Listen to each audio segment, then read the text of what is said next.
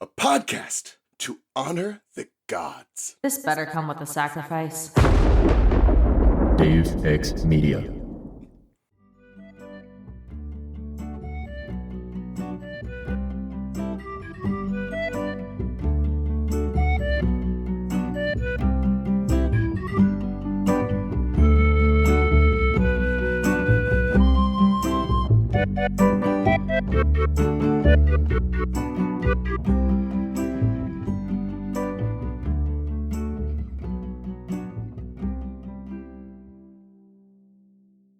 I stood before him, defenseless. He unlatched the side straps of his armor, exposing a small bit of his skin just under his left arm, a place that would be very hard to hit. With difficulty, he stabbed himself. It wasn't a deep cut, but Luke howled. His eyes glowed like lava. The throne room shook, throwing me off my feet. An aura of energy surrounded Luke, growing brighter and brighter. I shut my eyes and felt a force, like a nuclear explosion, blister my skin and crack my lips. It was silent for a long time. When I opened my eyes, I saw Luke sprawled at the hearth. On the floor around him was a blackened circle of ash. Kronos' scythe had liquefied into molten metal and was trickling into the coals of the hearth, which now glowed like a blacksmith's furnace. Luke's left side was bloody. His eyes were open, blue eyes, the way they used to be. His breath was a deep rattle. Welcome to Of the Oldest Gods, where we discuss Rick Riordan's role as our godly parent. I'm Raye from Cabin 12. And I'm Charlie from Cabin 13. And I'm Juice, and I'm a child of Dionysus, but I accidentally forgot what number cabin that is, even though Charlie told me that I have to know what it is, because I'm a failure. We're siblings, Juice. You can cheat off my homework. Oh, okay. I'm also from Cabin 12! There you go! Yippee! I was like, God damn it, if you forget that your sibling is a co-host of this podcast. Listen to me. I am both dumb and also stupid. It's fine, we love you anyway. We love you and your himbo self. There's a fucking poem on Tumblr that's like that whole. Y'all talk among yourselves. I'm gonna get a poem from Tumblr. But is it a a haiku? poem that goes, I am both dumb and also stupid? Yes. Fascinating. Not Charles actively dying in the background. Don't mind me. I am dying. I also might. It's either pink eye or it's allergies. I'm not quite sure. At Damn, this point. son. Gee Christ, I wish you were not Charlie. dying every day. Okay, from Tumblr user True Love VIP. Being as I am an idiot, and having been one my whole life, I just want to say that I find it very easy to do nothing, and go nowhere. I eat chocolate late at night in the dark. I stand in the garden also, and I'm often waiting for something to happen, and I'm stupid. Oh, I love that. Isn't that beautiful? That is beautiful. Amazing. That's Put your that on your poetry tombstone. recitation on your Percy Jackson podcast for the day. Thank you. Amazing. Thank you, Tumblr, for this. I needed this. Excuse me. Okay, ready Are to talk about one of the most ready upsetting for this? chapters of children's literature ever? Yeah. Like, I feel like I don't know not if that's ready. true. I read Animorphs as a child, but still. I Yeah, wasn't you ready don't for this when I read it today. I was gonna say, Juice said they were actively crying through this chapter. Well, so- okay, so to reiterate for the pod, I did read chapters 1 through 19 for my prep today. And so... Was that your whole day today? Yeah, it was. No, Wow. so at 9 o'clock this morning, I had a let's talk about my day today. So tell me about your day. At 9 o'clock this morning, I had a doctor's appointment, and my doctor was like, "Hey, you haven't had a Holter monitor yet this year. A Holter monitor is when they stick electrodes to your body and make you wear a device around for 2 weeks, and it's a heart cop basically, and it tells my doctor if my heart is being a little freak in there." But I also had to get blood drawn, and I also had to get an ECG done at the other clinic, and so they took my blood for science. As they should. And then I also scheduled a driving test, because I don't actually have my full license. You're busy. Busy boy. I know! And so I get home at 2 o'clock, and I'm like, well, it's time to set this thing into my screen reader at 400 words per minute. Incredible. And I did it. I succeeded. Just Damn. read that shit. I played some Baba Is You, and then I stopped playing Baba Is You because I got too engrossed in the novel, and I had to stop playing Baba Is You because sometimes what I do when I read is I'll like read with my ears and then I'll do something else with my hands and my eyes, like I'll knit. You know what I mean? Yes, I definitely understand this. Yeah, and so I was like, oh, I'll do listening with my ears, and then I'll play Baba Is You. But I, like halfway during like chapter 7 or something, I was like, Rick Riordan, it's too good. I can't. I literally like I would find myself just stopping playing Baba Is You and just sit there and listen. Right? Like, hey, Rick, can we? I know obviously you are going to have people who are already on the show specifically to talk about like the chapter that like first features May. And I know like I know those I know people have already hit them, but like rereading this novel, like the Last Olympian.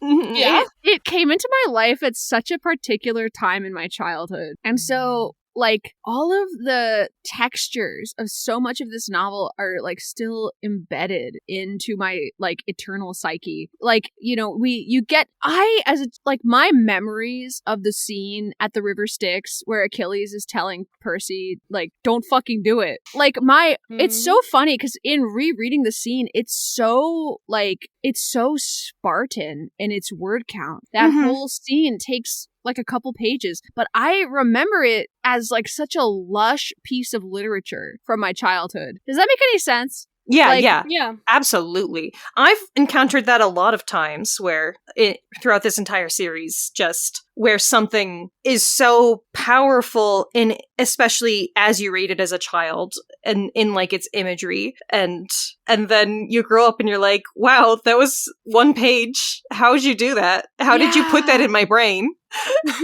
Exactly. And then like not to get ahead of ourselves, but literally let me scroll down because I have a PDF.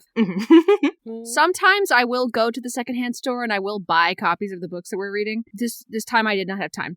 But the final line of this chapter, reading, "We need a shroud," I announced, my voice cracking. A shroud for the son of Hermes. Like, Rick, can you please meet me in the motherfucking pit? Like, what in God's name provoked this? Like I know. There were a couple moments where I was sobbing during my reread. Like, especially so this spring has not really been kind to me in terms of bereavement. Like I went to a funeral in January and I'm going to another funeral in 2 days. And my brother just went to a funeral yesterday. And it's like, you know, the text of The Last Olympian it's so tragic in comparison to The Lightning Thief. Yeah. In comparison to any of the other novels in the first 5. And like Percy is simultaneously so young and so old in this one. And like obviously again, spoilers. Am I allowed to talk more about that, or are you just going to cut this whole part out? We're going to cut it, but tell me anyways. Okay. For me. Okay, so okay. But it's like so insert redacted spoiler here, but like for me, it's just so wild to see the characters in their like is juvenility a word? Does that make sense? Like because these characters age over the years during like the Percy Jackson saga at this point, right? Yeah. It's really fascinating to sort of return to this being like where was Rick at with regards to sequel series at this point? Like, did he think this was the end forever? Oh, when did he write the right? Because like Kane Chronicles has a fucking chapter insert at the back of the book for me, so like I know that knew he was going to keep writing at least in like this sort of teen fantasy genre, but yeah. I mean, Last Olympian came out in 2009. Lost Hero came out in 2010. So oh yeah. Oh, okay. So then he knew he was gonna keep on keeping on. Yeah, most certainly. I remember hearing that it was like, oh, he's gonna be writing more stuff that's not related to like that's in Camp Half-Blood, but it's not about Percy. Right. That's what like it was introduced to me at least as what he was gonna be writing. The next series in the Camp Half-Blood Chronicles, as they are. Okay. Yeah, that makes sense. I don't remember it as well. You know, I know that I was like waiting for those books to come out, but my childhood memories are shit. Just like in general. Childhood memories? What the hell are you talking about? It's all a blur for me, babe. So the Red Pyramid was like May 2010 and Last Hero was October 2010. So Damn. like that's when he started putting out 2 books a year. Man putting in work. The fuck? Yeah. Literally? Why was he doing that? Why are there 2 series coming out at once? That's what he did for the rest of everything. Huh. Like, look at I guess all I the didn't other know. What the fuck? Did you not know this? No, I Did you didn't not know this. That's why he's a fucking beast. I don't understand. Okay. That's why we will never finish this podcast. Because this man is a fucking beast. Was it when last I was on the show, or was it 2 appearances ago that the new Percy Jackson book had just been announced? Oh my goodness. It was probably like 2 appearances ago because I have since like fully read it and like a long time ago at this point. So yeah, the last time you were on was for Percy Jackson TV. So and I think I had already read it by then too. Oh, it was definitely 2 ago then. That's right. Okay. Yeah. That's the weird part about it is that like those ones are Rick is writing a new trilogy currently that technically is the 6th, 7th, and 8th of Percy Jackson and the Olympians. See, that's not how it works, Rick. It also doesn't work in the timeline because they take place after Heroes. Yeah, whatever, man. Come on now. Okay. Like just make it a different trilogy. Just make it a different series. All right, we got to get into this because I know we're gonna have so much shit to say. We are gonna have so much shit to talk about. Okay. What happened? We trash the Eternal City. This chapter title, no good, I'm sorry. Terrible title, try again, Rick. For once, Rick, give me something dramatic. If any chapter deserved it, it was this one. Like, give me a prophecy reference. You understand. Anyways, it's no good. Like, all right. What would you call it then? The prophecy comes true. You know, just we like already had that. We already had that in Lightning Thief. Exactly, it's a reference. Anyways. Oh, I actually kind of like that a lot. Thank you, Juice. You understand my vision. Okay, well, but all that being said, oh yes, Juice. No, I was just, it's very cyclical. It makes a lot of sense. Yes, thank you. The prophecy comes true, sort of. but we take off the sort of. No, I'm saying we add in the sort of. Oh, okay. Because it's like, or maybe, wait, the last chapter of this, isn't it? It has the sort of, never mind. I was trying to do a Lightning Thief dual reference. Never mind. We have it later in this book. All right. There is cyclical. Okay, well, good. So, all that being said, Kronos is in fact trashing the place. Annabeth nearly falls to her death. Talia gets stuck under some rocks, so she can't do anything too heroic in the finale. You understand. We confront Luke Kronos in the throne room. Annabeth gets stuck with Ethan. Percy gets into a sword duel. Grover is doing the bard thing. And then Ethan flips sides, and Kronos drops him off Olympus. Goodbye, Ethan Nakamura. We get a vision of the end of the Typhon fight, and the gods are able to win with Poseidon's help. So apparently everything's fine, except Kronos is still trying to cause problems, but Annabeth manages to get through to Luke, who finally decides to be cool for the first time in this entire book series, and fights back against Kronos. But unfortunately, Kronos is inside of Luke, and that's the only reason he's vulnerable. So now, in this children's Disney property, there is a young man committing suicide. I don't think they'll let them show that on TV. I was gonna say, how are they gonna do that? Exactly. I mean, how are they gonna see? Here's the thing. I feel like the TV show is not a very somber affair, and so I was trying to imagine how they're gonna do the May's house scene with like the Beanie Babies and like the mold everywhere. Like, I don't know. But when I think about how they managed the scenes with Sally and young Percy, and like how like real those felt to me, like as for being like a young single parent and doing your best constantly, I feel like they could do it. Okay. I suppose we have a while to wait also. Yeah. They are probably going to seed in May Castellan earlier, just like given that they've already kind of referenced her. Yeah, they did kind of mention her already. I don't know. We'll see. We'll see. So all that happens left is Luke says some weird shit to Annabeth, and then the gods get home. The end. Yay! Goodbye, Luke's dead. Goodbye, Luke Castellan. Or as Rick has now canonically said his name, Castellan. That's fine. No, It's I hate fine. it. I hate it. I absolutely hate it. I'm sure it's some pronunciation pronunciation that we should be using, but I'm probably not gonna. I mean, you're right. I found the thing that Rapper was talking about. It was like on the literal like PJO series like Instagram. And I was like, oh my god, Rick Riordan. Whoop! I took out my headphone. Oh, bye, Charlie. I got so emotional that I took out my headphone. It's fine.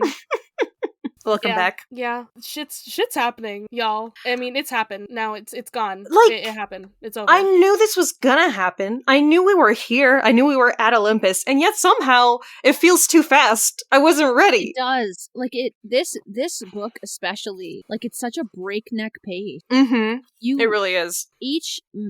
Every day of the siege of New York is like you get so much detail out of it that you kind of forget that it's literally like 5 days, maybe. Not even. Just dying and suffering until we get to here. Fun times, ain't it? Well, you guys want me to talk about some myth stuff? I could. I could. Yeah. Give us a little breather before we get into it. Well, in case you myth did. But let's talk about Doofenshmirtz's favorite thing to talk about. My nemesis. My nama. Ooh, my nama. Listen. One of my favorite Phineas and Ferb songs, okay? Oh yeah. So Nemesis is the Greek goddess of retribution. Also, she's called, let's see if I can say this word, Rhamnusia, which means the goddess of Rhamnus. Well, I don't know what I expected. Charles, why don't you send that to the chat? Let me see this. I sent it. I sent the Wikipedia page. In Zencaster. In Zencaster. I see it now. So it's because of where it's I don't know if it's necessarily where she's from, but it's a sanctuary for Nemesis, Rhamnus. It's a ancient Greek city in Attica. Ooh, so I guess that's one of her like holy sites. There you go. That's why that makes sense. Rhamnusia. Listen, I do not speak Greek. Neither do I. There's an accent on the Wikipedia page. I'm really bad at reading these things.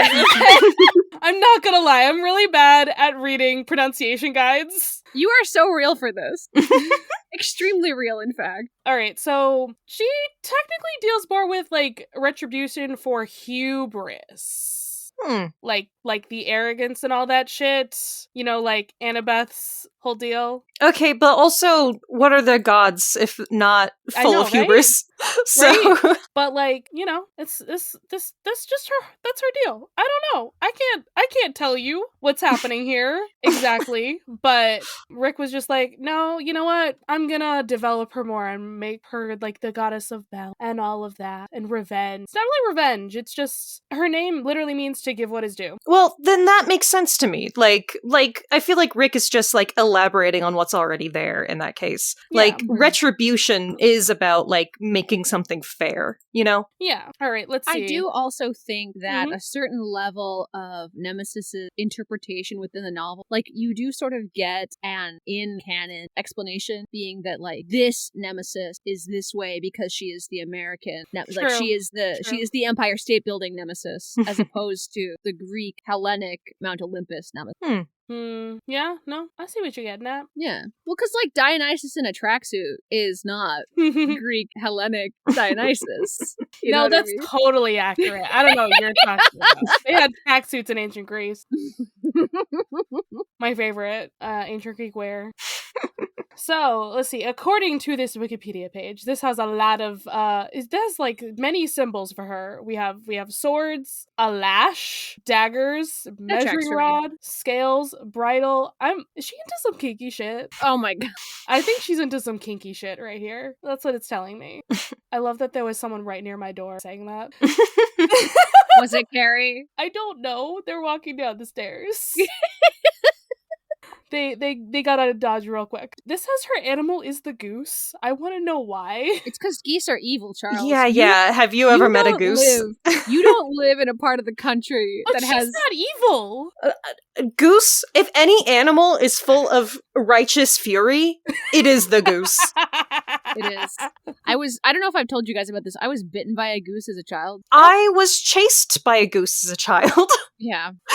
Oh, okay. No, I see where it is. We're gonna get into that in a little bit. Okay, so her parentage, as always, a fun one. There's Nyx. Maybe there's Nyx and Erebus. Maybe there's Oceanus. Why?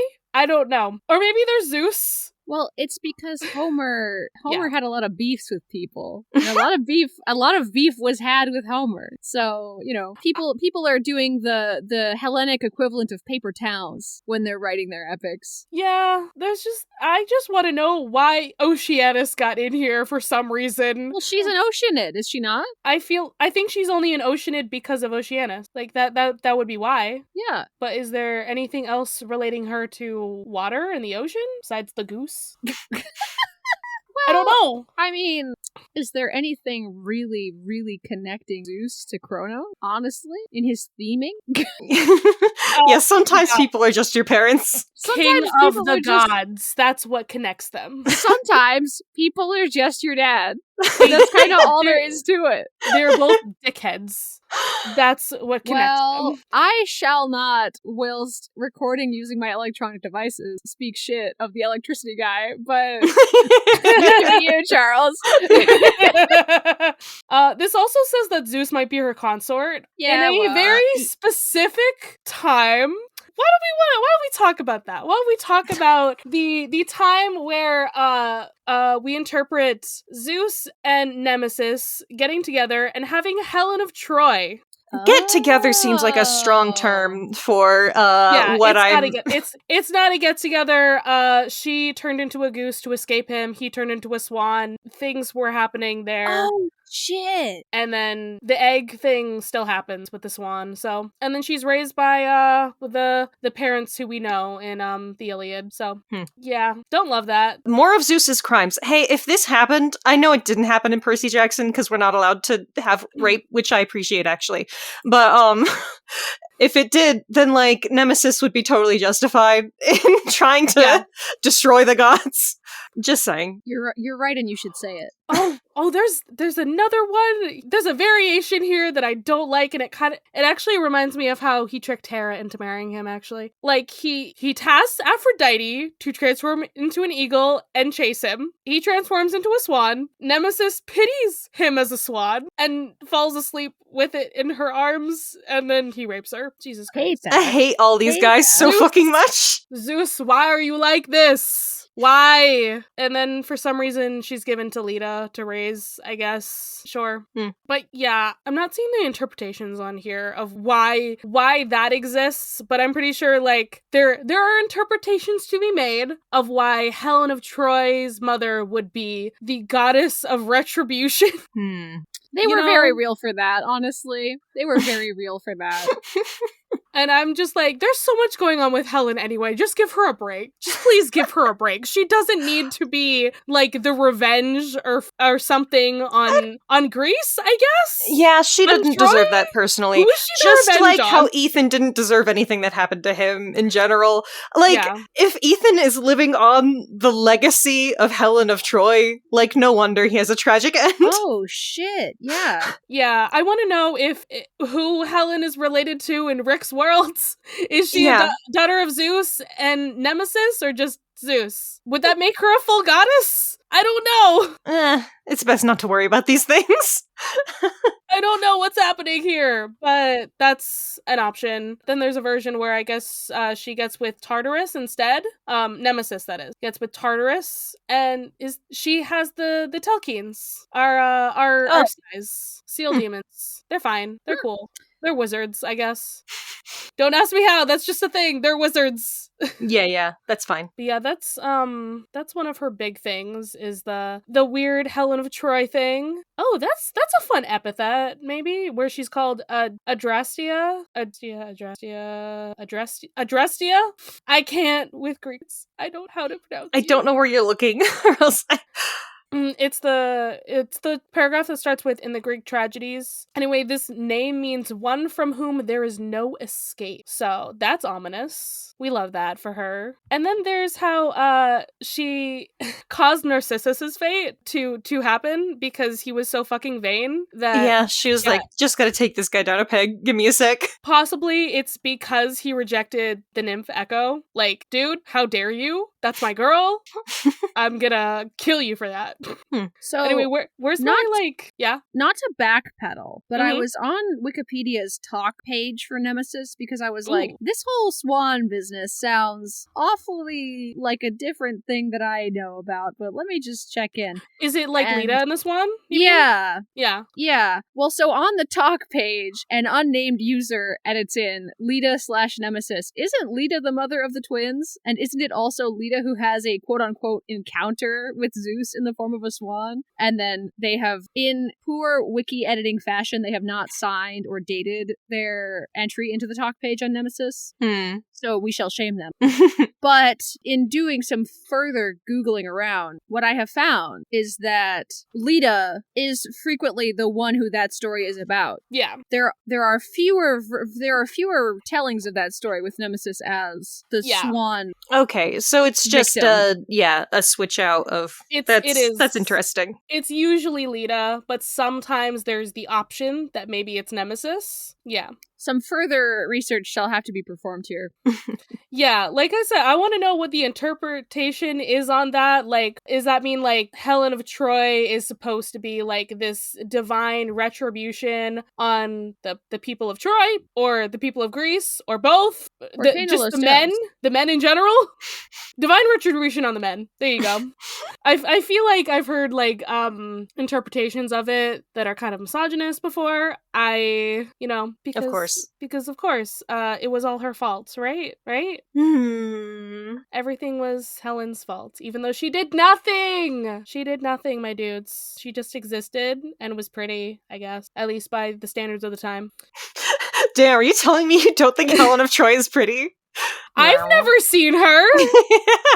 Brave words from Charles. I'm not saying she isn't pretty. I'm just saying I've never seen her, so I can't tell you if she is or isn't. It sounds to me like a Schrodinger's cat.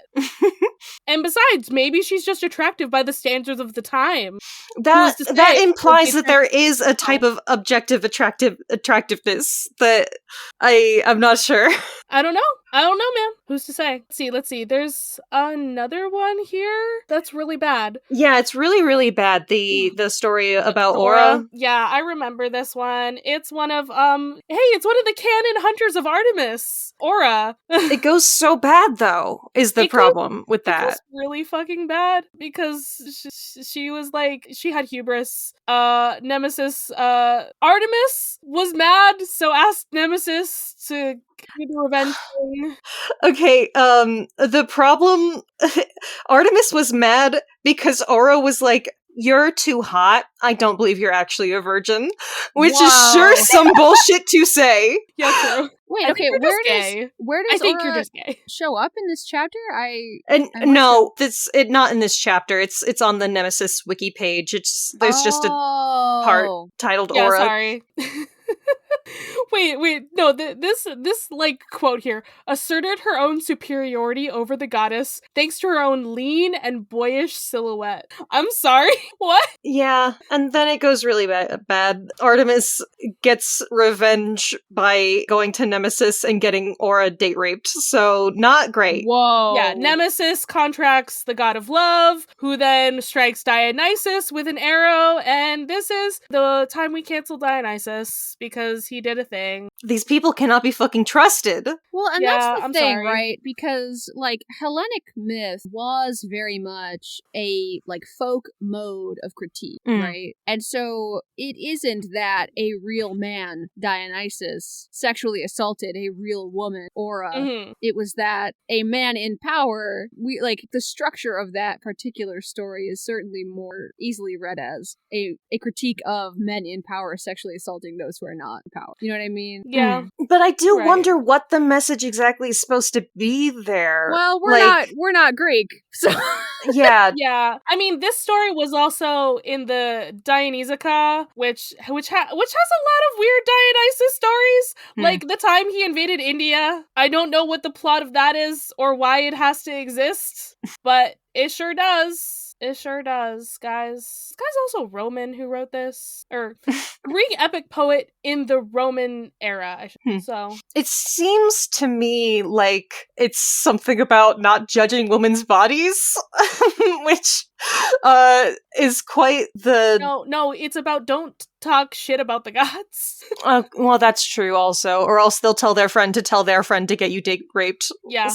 well, that's the thing, isn't it? People in power will manipulate their friends in power to hurt you. True. Yeah. You know? It's kind of Okay, sad that well- this is what we got from Nemesis, is like, Not ideal, unfortunately. we have date rape, we have swan rape, we have Narcissus, which is fine. I mean, she Narcissus did is kill the a only guy. one. She killed a guy, but like, honestly, he fucking deserved it. Like, For being vain? yeah. I don't know. I don't know, man. He Okay. rejected the advances of my girl Echo, and then there was also a guy he rejected the advances of. So, Like he was you're allowed also- not to be interested in people. Anyways, we have Listen. definitely strayed from the point. Juice is right. We could get back to Percy Jackson now. No, we don't have to get back to Percy Jackson. We're 40 minutes into recording. Anyway, she has a chariot drawn by griffins. That's all I have to say. Oh, that fucking slaps. I wish I was her. That's the most important thing I have to Can I take away change my from this. godly parentage to her now? Just so you can have a chariot drawn by griffins. I love griffins. They're so cool. Big kitty. Hey, guess what, bro? Guess what? Hee hee. Okay. Everything is like crumbling around us. Is that not ominous and terrifying, actually? Yeah, the bridge from the elevator to the rest of Olympus is not doing so hot. You know what? My brain just like a thought came into it, and I'm like, oh, shit. That's what this reminds me of. Hear me out. Spy Kids 3D Game Over. Oh my god.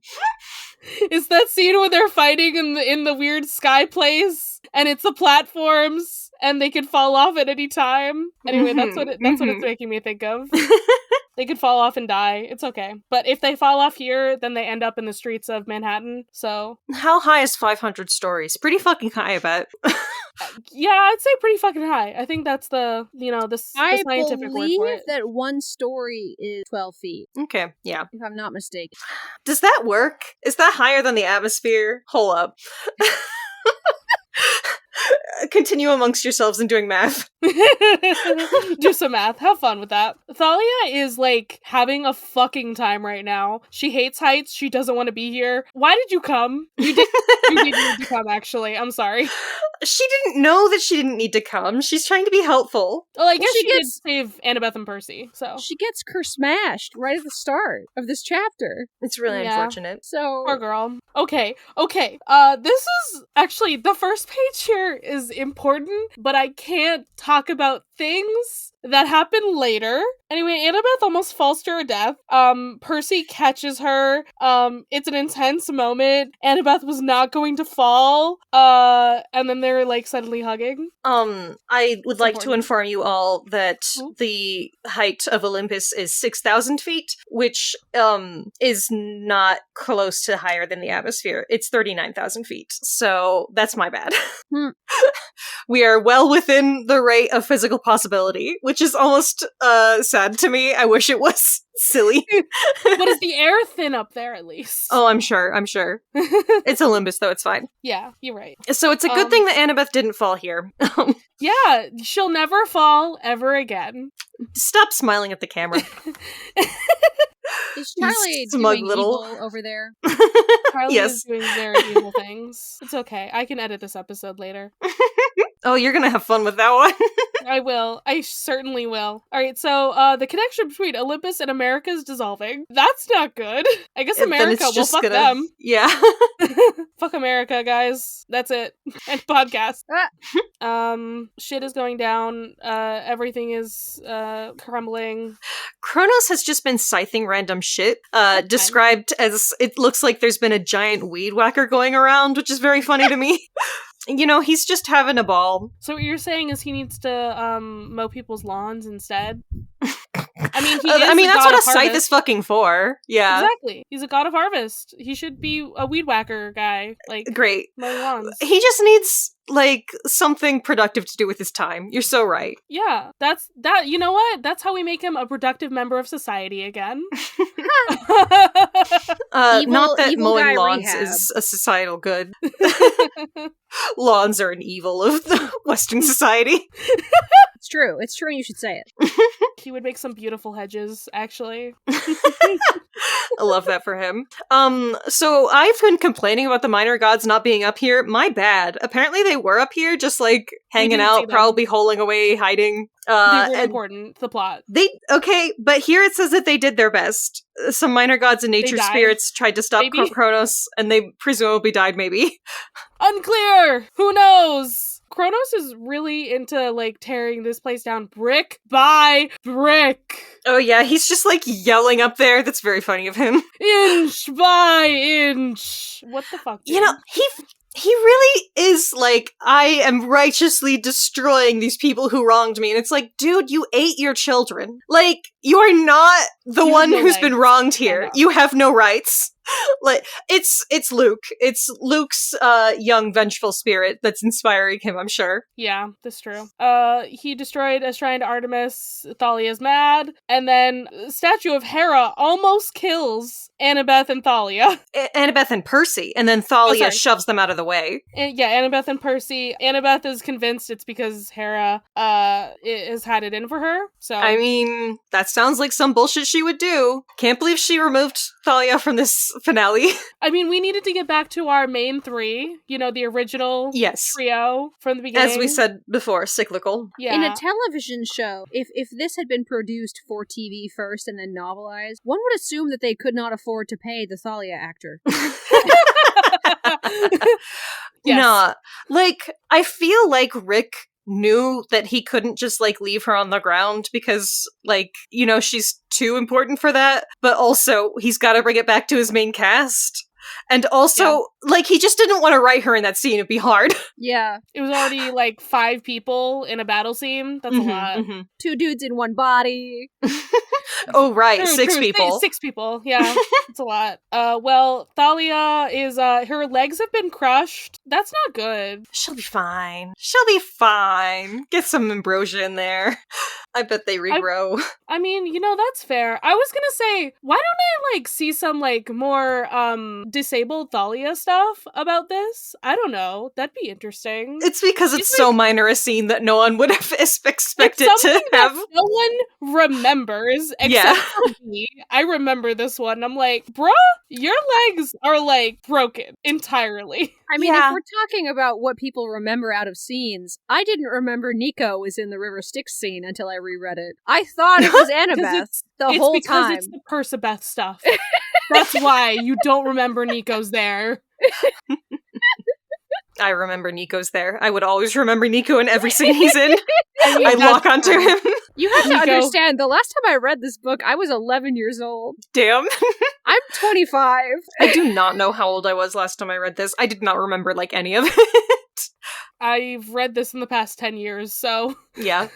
I read these books enough. Oh, we know. We know. You're welcome. We're aware. Okay. We're going. We're running. There's fireballs. Bye, Thalia. Can he just do that? Can Kronos just make fireballs? He doesn't do that normally. We don't actually see him make them. We just see them in the distance. Yeah. And then we get to him. No explanation for that. Thanks, Rick. Don't worry about it. Maybe it's the hearth. Maybe he's just throwing the hearth around with his bare hands. But he couldn't. Because he's invulnerable. He couldn't. He The couldn't. hearth is so important later. All right. But it's almost dead. It says right now that it's almost dead. There's a few coals deep in the ashes. Well, good. We're here now. Yeah, so we're in the palace. We're in the middle of the throne room. Which seat of power is he going to destroy? And then we see Luke's face. He looks just like he did when Percy first met him. Very Talk good. about cyclical. There you go. He could destroy Percy, but he needs a sword to do that. Because Percy's like, nah, this ain't fair. It's not a fair fight. I can't fight you with the scythe. Not gonna work, man. I can't believe that works. That must also be Luke, you know? It's Percy and his charisma once again. I'm telling you, he has a high charisma stat. He can convince people to do these things by goading them. Yes, goading is the correct word. Percy is good at goading bullies. That is his like special stat that he has. It's not deception, it's not persuasion, it's goading. It comes with the scrappy New Yorker background. Yeah! No, wait, that's it. Listen. We will remake him and we will make him into that, okay? So Luke Kronos has Backbiter now.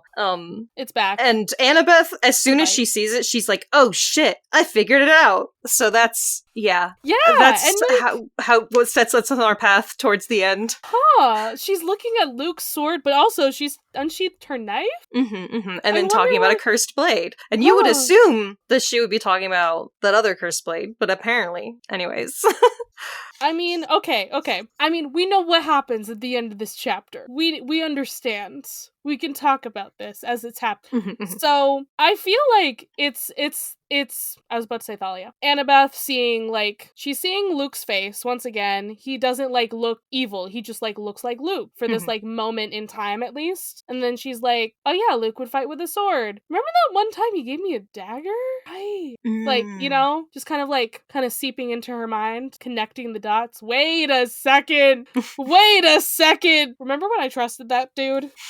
Fucking broke his promise. Anyway, Curse Blade. So Percy's just mad that she's reminding him of a prophecy that he doesn't understand. He's like, right now? Dude, I'm about to die. Can we not? Also, we need to set the scene and mention that Bessie is just here, still in the room. Every time we go to Mount Olympus, she's here, she's in the background, she's just chilling, and no one pays her any mind except for one line of description. Are you misgendering the cow circuit? I am, I'm sorry! Oh shit. Every fucking time it happens to me. We're canceling Charles today. Bessie is a dude. I'm sorry. He's here. He's queer. We love him. Listen, Bessie's trans, okay? Bessie is gender fluid because they live in water. You're right. Thank you, Juice. You know what? Where is the fanfiction where Percy? Oh, it exists. Wait, it definitely exists. Let me check this.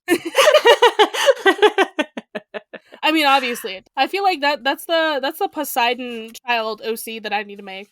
They're gender fluid because water, and they just make that joke every day of their lives. Yeah. Every day. That's their identity. Good for them. Works tag gender fluid Percy Jackson 60.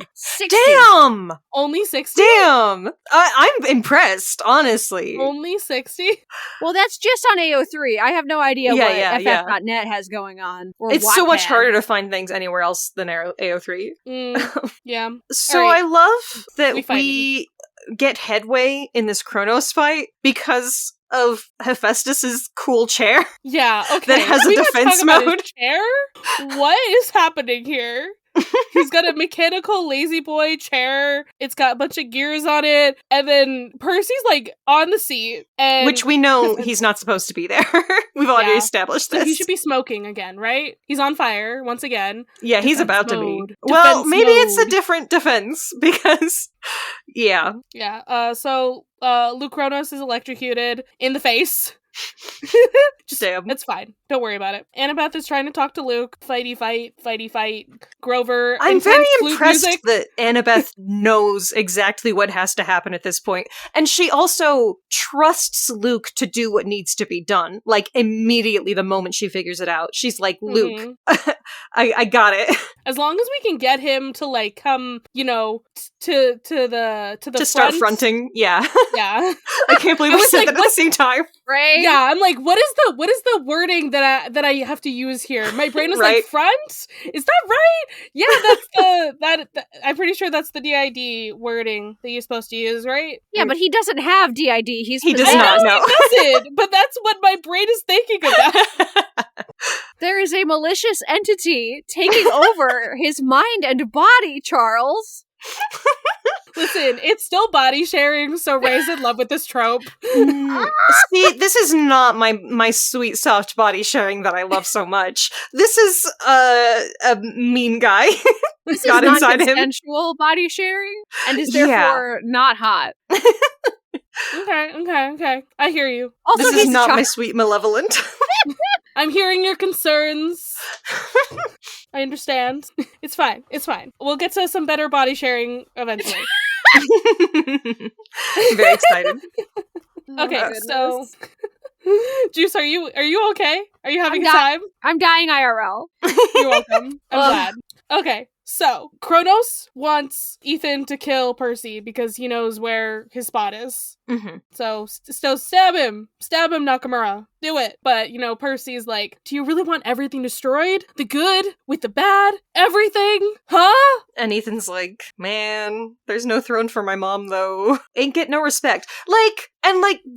I'm glad that we read Nemesis's Wikipedia page. Yeah. Because that feels like exactly the shit she'd be on about. She's like, y'all are too big for your fucking britches. Something ain't right here. That was important right now. We gotta knock them down. Strike them yet, down. They deserve to suffer. Knock him down. Nakamura. Knock down. damn. But Percy's like, total destruction's not better. It's not balanced. We're gonna build something instead of destroy something. Percy's Not making. Percy Jackson proliferating centrist political thought I mean, in Leave this him alone. communist Zencaster call. Leave my boy alone. My son. okay, it's like when you're in leftist circles and they're like, what's the point of voting? We have to destroy the system, man. And it's like, if you can't win by voting, then who you think is gonna do an uprising with you, idiot? Anyway. Yeah, you need to vote the person in who's gonna do the uprising, right? Well, I'm not sure that's how that works. I but- think we found out exactly how that turns out. Oh, yeah. Approximately 40 Yeah. We years don't talk ago. about that. We don't talk about that shit. We don't like that kind of uprising. No. Percy is advocating for you to vote for politicians who aren't trying to destroy the world. Yes. No Vote. destruction. NDP. This is an official endorsement of the Ellis Gods. Vote Get out there and vote. NDP. Fucking Put vote, Jagmeet guys. Singh in office. Oh my god. Please, for the love of God. None of you two don't know what any of the words I'm saying mean, and that's okay. We don't know, but I support you, and I understand. Okay, I see things on Tumblr sometimes. I know shit's bad up there. Wait, you use Tumblr? Thank you, Charlie. So shit is happening. Grover is playing like his life depends on it. I'm Literally? so glad he's here. Grover Intense barding music. out is amazing. I love it. Amazing. So Ethan charges, but not at Percy. What? Who would have thought this would happen? I would. Treason. I've always supported Ethan Nakamura. I don't know why, but that's my guy. That is your guy. I'm so glad. I'm happy. I for mean, you. I'm not. He's about to fall to his death. I think he would have died even if he hadn't fallen. Yeah. He strikes Kronos, and his blade shatters, and a shard of the blade ricochets and gets him in the tummy. So he kind of accidentally killed himself. Not great. These things happen. These things do happen. Yeah. So he falls to the ground. Grover is making grass grow around him. And then the floor ruptures, and then he's falling down. Down 6,000 feet. Are we gonna find his, like, smashed body that's just, like, goop? You gotta wonder, like, how physical the Space Olympus is. Like, do you just fall down to New York proper, or is it in, like, a pocket dimension? Don't worry about it, it's fine. No, they just fall into the void, and they're just falling forever, actually. That's some Magnus Archive shit. Don't say that to me. I feel like it's more, if you fall out of Olympus, you just go straight to Tartarus. That's my hot take. My brain instead went to a reference that both of you may possibly get, which is Barbie and a Fairy Secret. It's actually Los Angeles, where if you fall, you're, like I said, you're falling forever. There is no bottom. Oh my god. There's nothing underneath that. That's some Eldritch horror shit to have in my Barbie film. I think I've only watched that one once. I very much enjoyed it though, but I didn't remember that now. Every time I watch it, I'm just like, I'm terrified right now. Like, I'm so glad that my girls got wings, but like, if they didn't have those wings, they would fucking die. Listen to me. The Barbie X Kel magic in that film. Yes. It's important. So important. It's so incredible. So real. Barbie with her pan flag wings, Raquel with her bi flag wings. It's right there. It's so beautiful. It writes itself. And then Mattel, you knew what you were doing. With Ken, I think it works. I think it's good. Listen, they're bi and pan. They're bi and pan. We need to get Ken in the polyamory flag, and then we're all set. No, instead Ken got like some tiny pink wings. So all right. I need you both to know. I am wearing my my eye strain glasses right now, and so every time I go to itch my eye, I move them slightly, and I forget how bright my goddamn screen is until I like unleash the light of 1,000 suns onto my retinas. But this is why I have the light glasses on. It's because if I didn't, I would be experiencing 1,000 suns. Anyway, sorry. Please go ahead, Ray. I wish I had those. You can just use sunglasses. Can I get some new eyes right now? Well, Charles, there's ways to not get pink eye. There's ways. Yeah, it's you don't interact with small children. You can just wear goggles.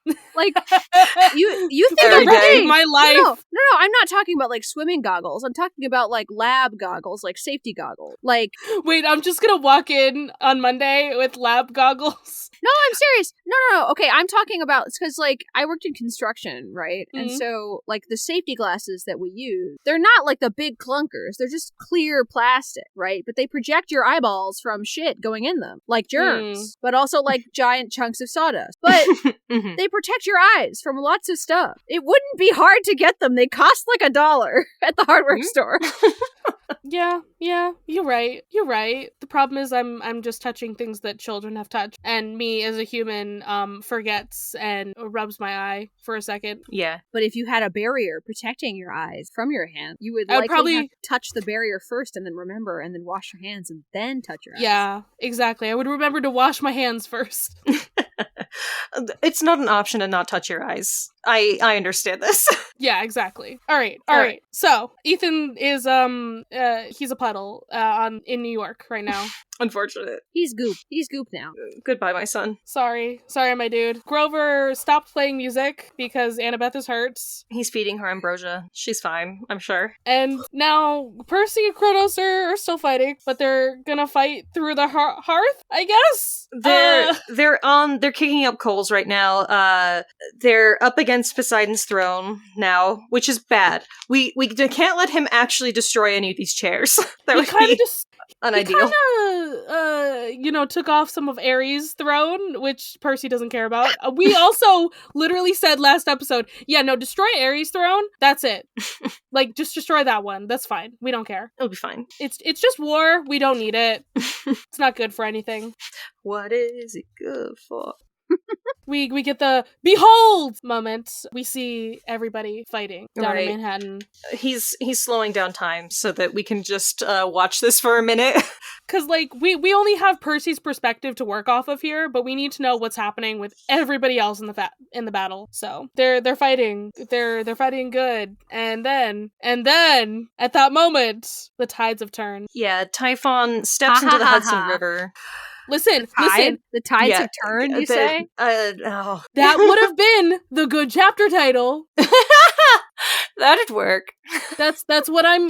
It's too optimistic though for how upsetting the ending is. I mean, you're right, but I feel like because of the Poseidon thing, I want something that involves like the turning of the tides, because that's literally what happens. True.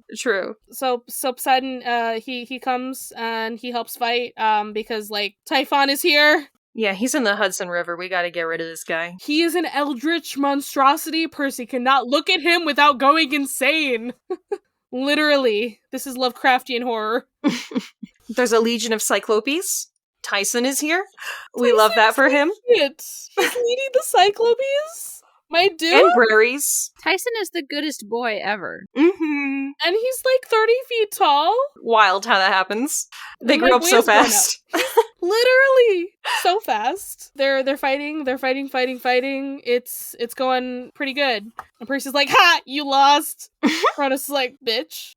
Yeah, it's interesting that like all of this dramatic stuff happens after that, like after the war has been technically won. You know, because if Kronos comes into his full power, that's obviously going to be problematic.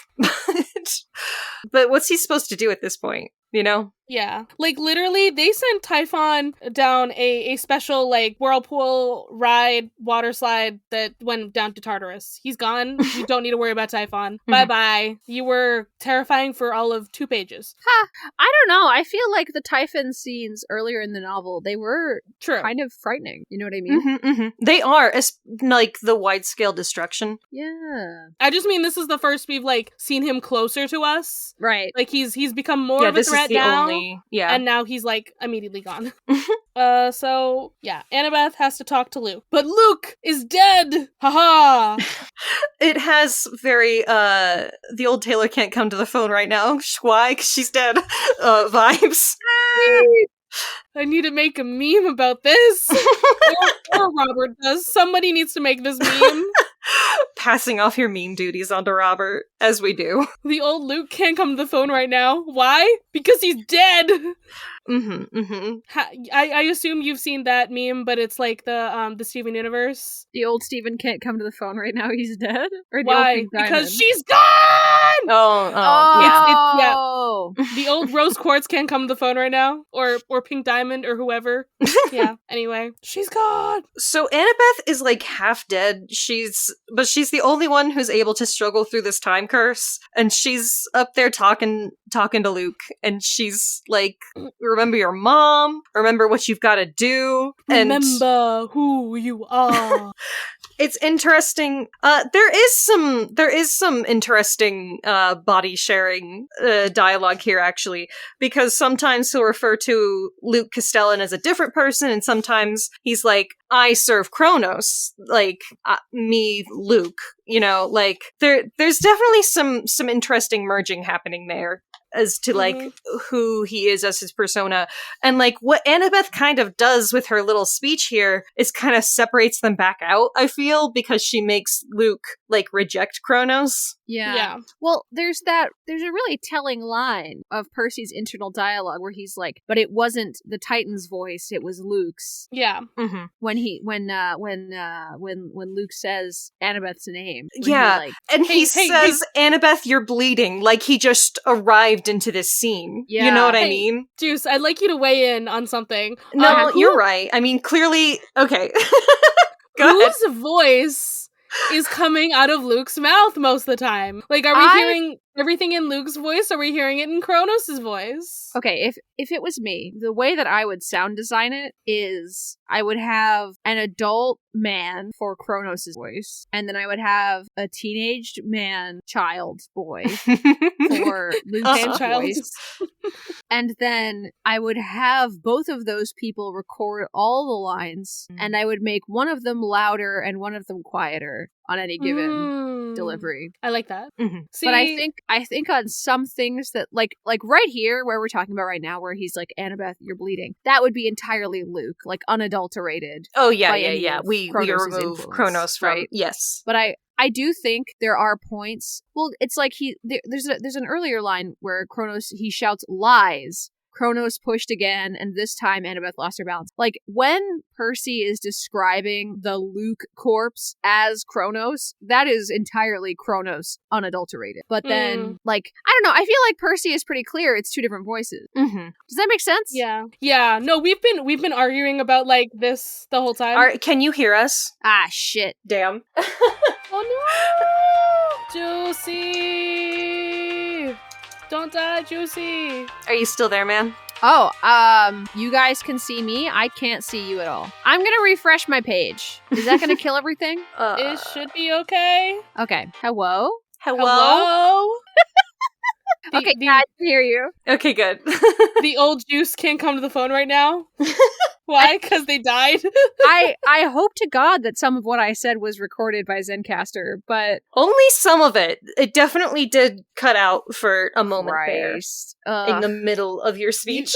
You said some things. I'm pretty sure it was profound. I was enjoying it. I was very into it. I'll summarize, basically. Thanks. See, this is what we get for pissing Zeus off, Charles. God you, damn it. Zeus! Fuck you!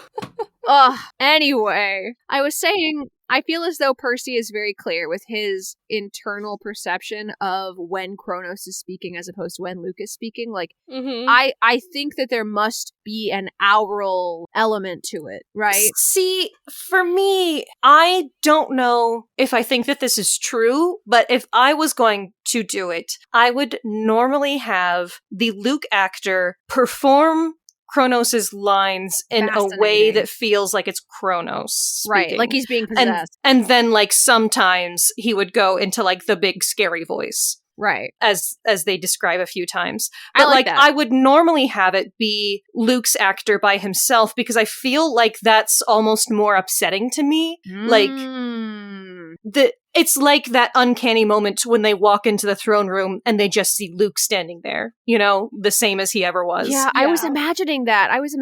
Especially, are you guys familiar with the concept art for Cinderella, the Disney movie? Where, like, the painted okay, I'll send it to you later, but okay. Basically, like, all of the sets are really huge and the figures are very, like, tiny and abstract. And, like, the way that the scene is described early on in the chapter, like, the scale of Olympus is very present, right?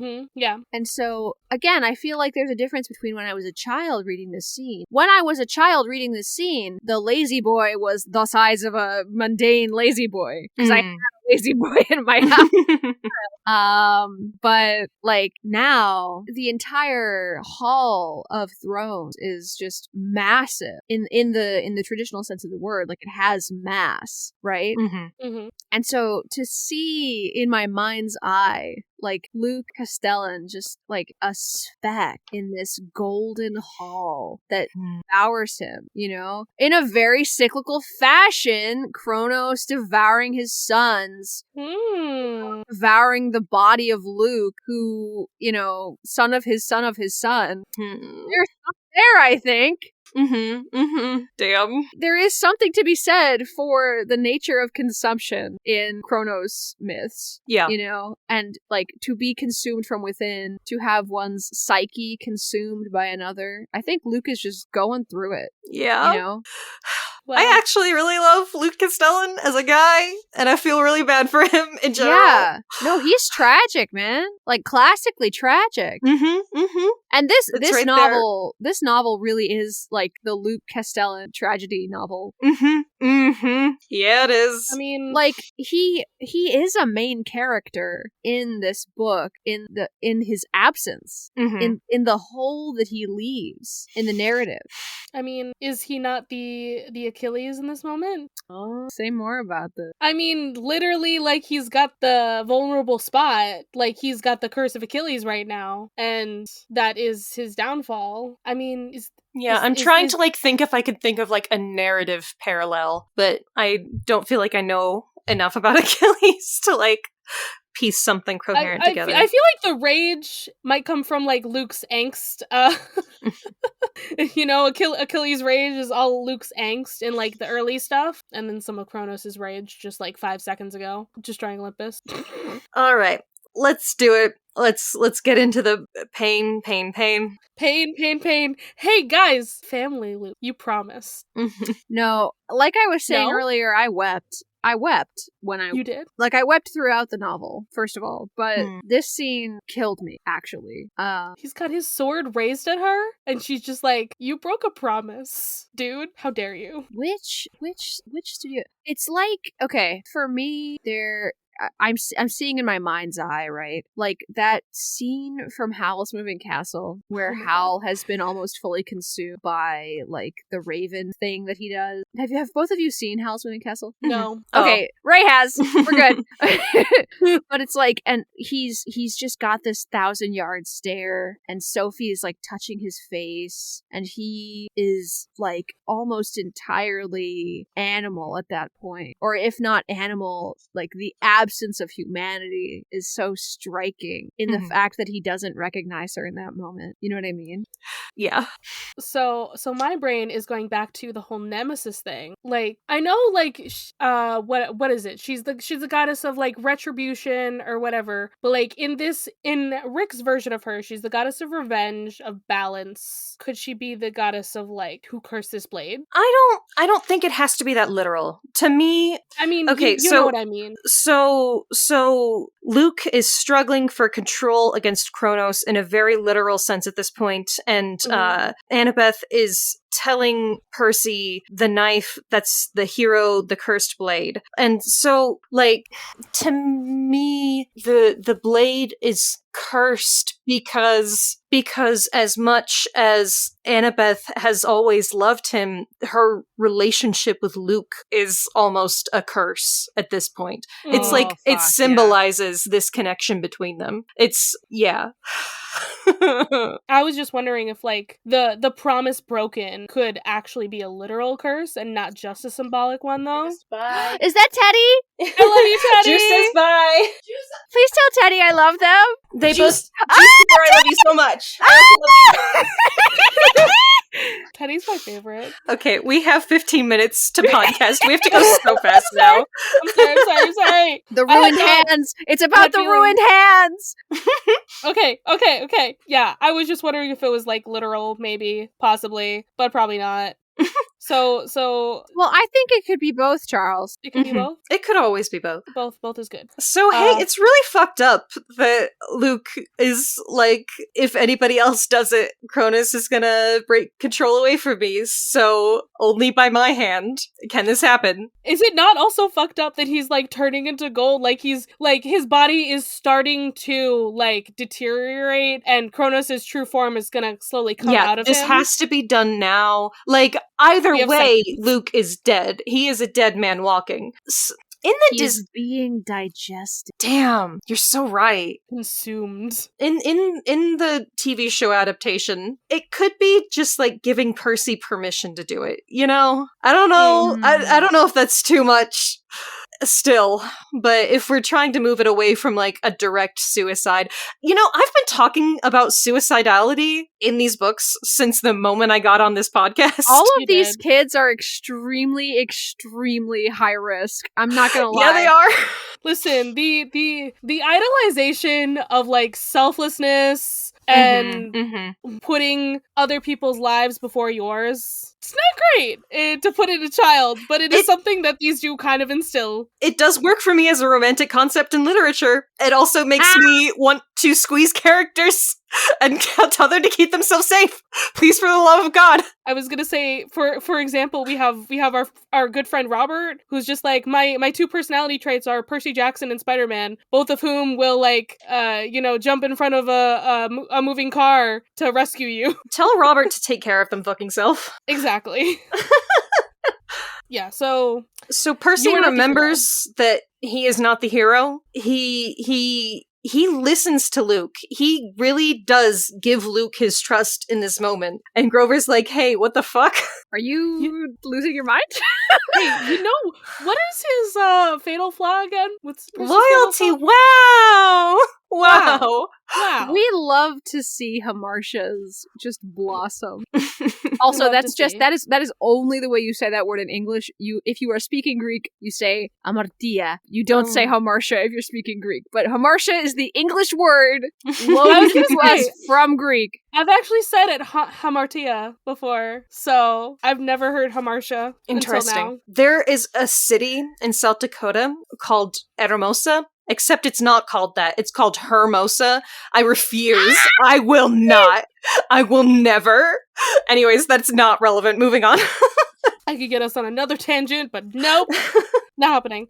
So Percy stood before Luke, defenseless. And then guess what? Okay, Luke's spot. It is a little bit it's in his armpit. under his arm. Yeah. Which is hilarious because Percy literally talks about how putting it in your armpit would be like so weird. in the Styx chapter. But it is the spot of like, hey, you're fake killing somebody, like, right? Don't you like kind of put the sword in your armpit when you're I died. You stab them in the upstage armpit, by the way. You don't stab them in the downstage. Oh yeah, that would not work nearly as well. Yes, obviously. Yeah, but Percy did literally say that recently, so that's hilarious. Hey. Luke does it. It's not much of a cut, but he's dead. He's dying. Good blade. Luke looks at Annabeth, and even though they were fighting to the death, she knew that she could trust him to do this, and he is also very affected by this, as I am. And he's going to Elysium. He held up his charred hand. Annabeth touched his fingertips. Can we talk about, like, the intimacy in this moment? Can we talk about the fact... Can we talk about that intimacy and leave out the last part of this chapter? Well, no, I mean, like, here's the thing. I think Luke has, like, lost his friggin' mind at the end of things. True.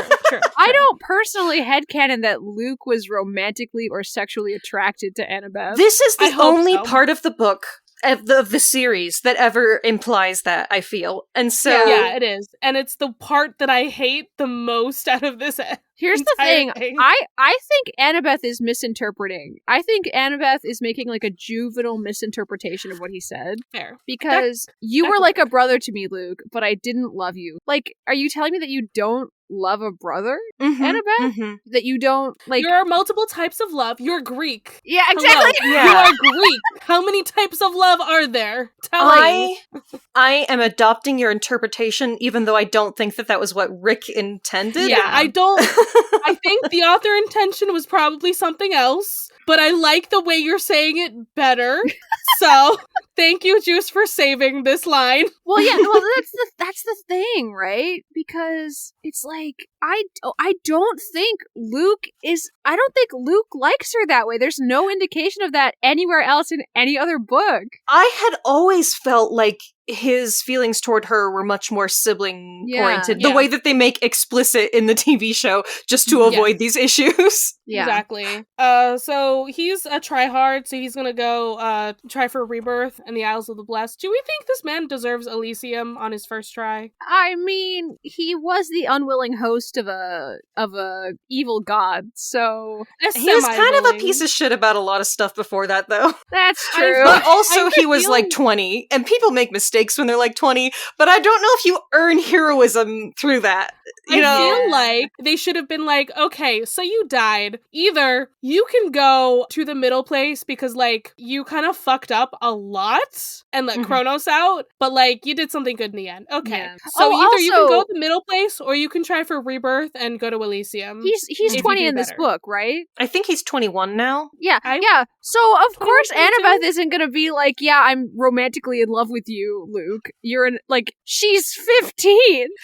Like Okay, as much as I'm saying that I don't think Luke ever had feelings like that towards Annabeth, Annabeth very definitely did have feelings like that toward Luke. Like, She that did. is heavily implied. Oh, That is, Which sadly. I think is fine. I don't think that it's weird for kids to have crushes on older people. I Yeah, think you that can older have a- people have to be responsible about that. no. She can have a crush on him, Yeah. even if it's slightly cringe, but he needed to get over the crush when he became a neo-Nazi. That's true. That is true. That is true. Yeah, she needed to Also, stop. can we I know that people talk about this all the time, but just sidebar, can we talk about how Hades is literally a fascist Nazi? We're not getting into this juice. We don't have enough Okay, time. we don't have time. But we don't have the energy. have We don't time. have the It's okay. time. Rick, I hate that Rick ever did that. Like, it hurts me to my soul as a child of Hades. Anyway, so Ray Percy, needs to get the fuck out of here. Let's go.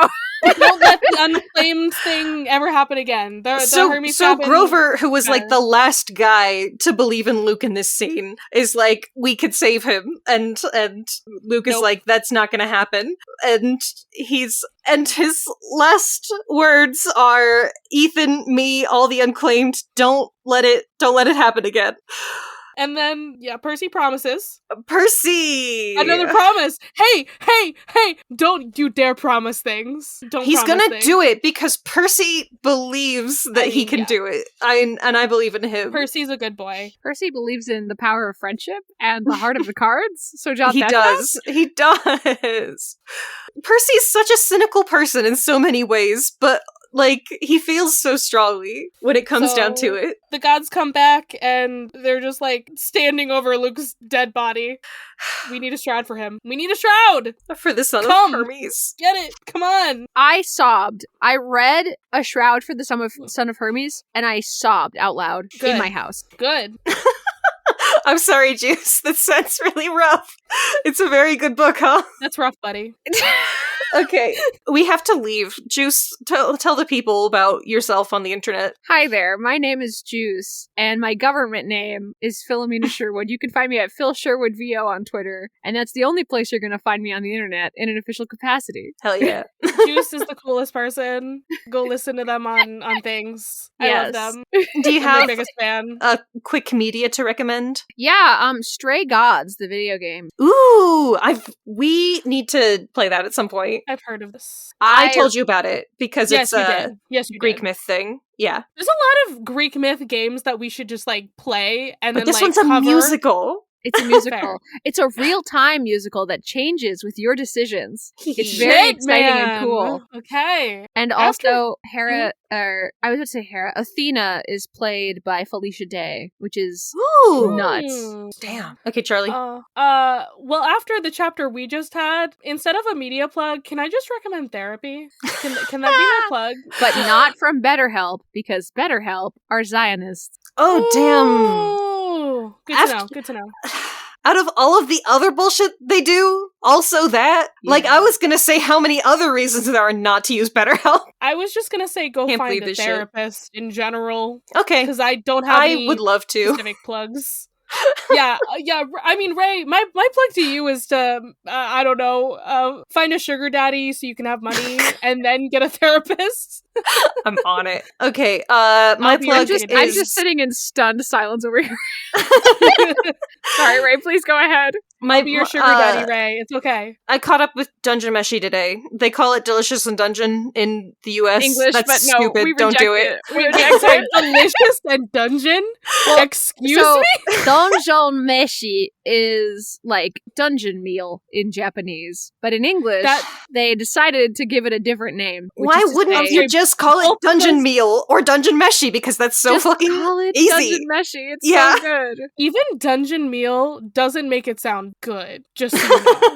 Well, it's not I can supposed to still sound take good. this. It's about going into a dungeon and killing the monsters and eating them.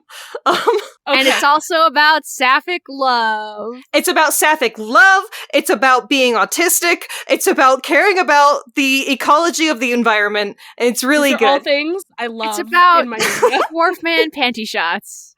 They added in the panty shot from the manga, which is hilarious of them. Listen to me. The manga has a lot of. What did you say? What did you say was in it? Dwarf man panty shots. No girl panty shots. Just the dwarf man. It's very good. It's because he's not wearing pants. I'm sorry. This is important because this is also a spoiler for the media that we are going to cover next. Anyway, dwarf man panty shots. All right. Just so you know. Release us from this mortal coil. I have to go to work. Release us. Get the fuck out of my cabin. I'm gonna kill you in your Achilles heel spot or whatever. Maybe you would do that to me? Yeah, I'm gonna save you. You would stab me in her Achilles heel? Oh, I have a thing. So throwback to when as a child I thought that the small of the back was like the bottom of a person's neck, and in rereading this, like the part of your spine where your neck meets the rest of your back meat. I thought that that's where the small of the back was. I didn't realize it was the back of your waist. Anyway, that's me. I'm done. Okay, bye everyone. Bye. Love you. Love you, bestie. Love you, bestie.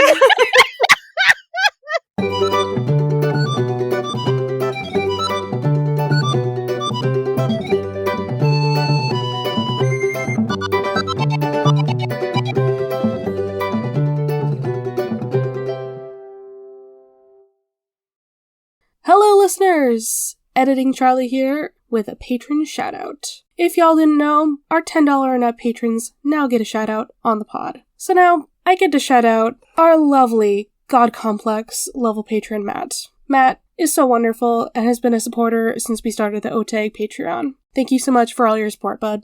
You can follow this podcast socials at Of the Eldest Gods Pod on Instagram and Tumblr, and at Of the Eldest Gods on Twitter.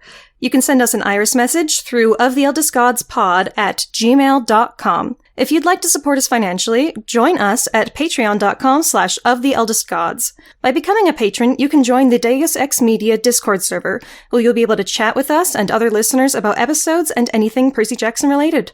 Our $5 patron tier also gets you access to Against All Odds, our monthly bonus show. There, we'll talk about a wide variety of topics, which usually have something to do with mythology. No promises. You can check out our merch store on Redbubble to find custom designs made by Charlie. Or if you cannot or do not want to support us financially, we'd really appreciate a rating, a review, or letting your friends and followers know how much you love the podcast. That really helps. You can find me, Raye, at HeyHeyRaye, spelled R-A-Y-E, on Twitter. If you want to hear more from me, check out Barbie Movie Slap, a podcast where my co-host Ted and I discuss Barbie's cinematic universe. That podcast Twitter is at Barbie Slaps. And you can follow me, Charlie, at GreenPixie12 on most platforms, but on Twitter I'm at GreenPixie123, which I'm totally not salty about.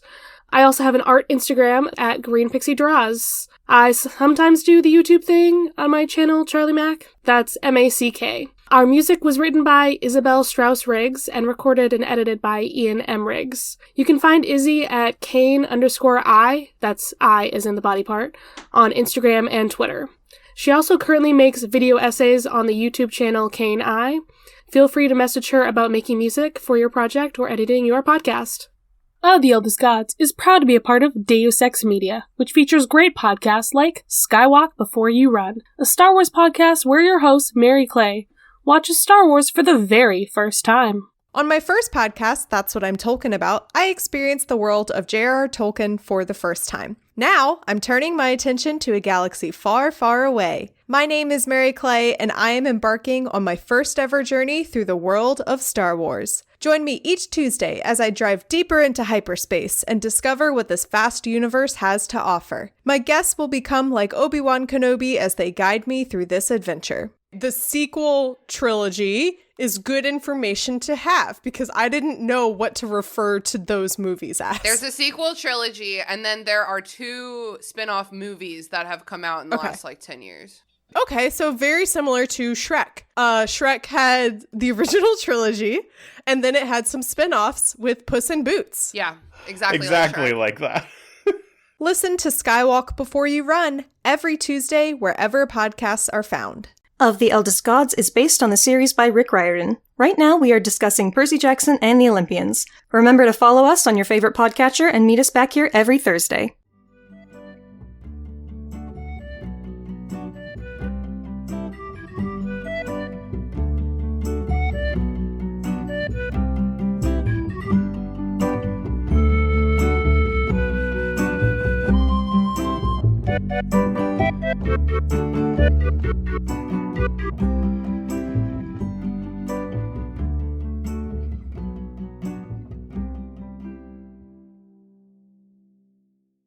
Juicy, I hope you know your cabin. Otherwise, you're canceled.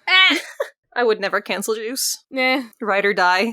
The distinct "I will cancel you" energies coming from Charlie today. Can we talk about this? I'll cancel all of you. It's fine. Oh my god. It's not like anyone will listen to me. I don't know if that's true. I feel like I you just could have cancel like me. 3 podcasts. It's fine. No one listens to me. People do, by definition, listen to you. That's what a podcast is. Dave X Media.